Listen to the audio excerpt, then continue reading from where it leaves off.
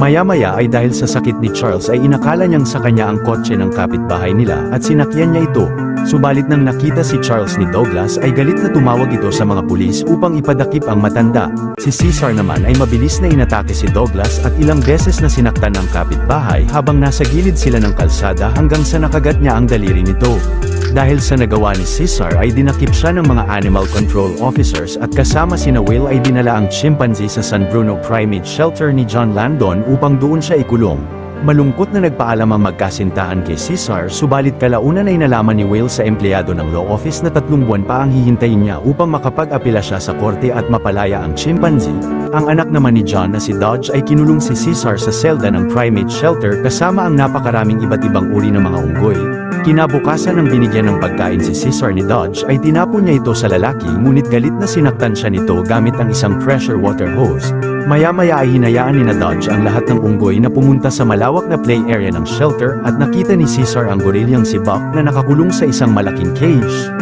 Ngunit ang leader ng kulungan na si Rocket ay galit na winasak ang damit ni Cesar at mabilis na inatake siya nito pero hindi nagtagal ay binaril ni Dodge ng pangparalisa ang dalawang chimpanzee. Makalipas ang ilang araw ay naisipan ni Will na harapin si Jacobs upang ibunyag sa kanya na nag-inject siya ng ALZ-112 sa ama niyang may Alzheimer's disease. Gumana sa ama ang gamot at mas tumaas pa ang intelihente niya ngunit makalipas ang ilang taon ay bumalik uli ang sakit niya dahil nilalabanan ng katawan nito ang gamot. Kaya't minungkahi ni Will na tulungan siya ni Jacobs na lumikha ng gamot na may mas agresibong retrovirus at dahil labis na kinagulat niya ang binunyag sa kanya ng scientist ay agad na sumang-ayon siya. Samantala si Cesar ay kinausap ng orangutan na dating nagpe-perform sa circus na si Maurice gamit ang sign language. Sinabihan ni Maurice si Cesar na huwag magpakita ng intelihente sa mga tao dahil hindi gusto ng mga ito ang mga matatalinong unggoy. Pagkatapos ay nakita ni Cesar na hinahanda ni Dodge ang ilang chimpanzee upang ipadala sa Genesis.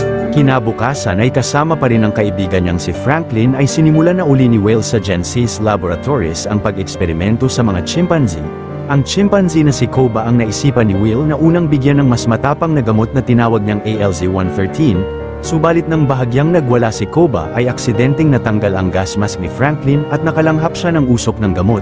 Sa sunod na araw ay biglang bumahing si Franklin at tumalsik ang dugo niya sa dokumento pero agad na tinago niya ito mula kay Will. Si Jacobs naman ay nakitang magaling na nasulat ni Koba ang apelyido niya na katunayang naging epektibo rito ang ALZ-113. Kinaumagahan ay binisita ni Will si Cesar sa primate shelter ngunit labis na nagalit siya kay Dodge na malamang sinasaktan nito roon ang chimpanzee.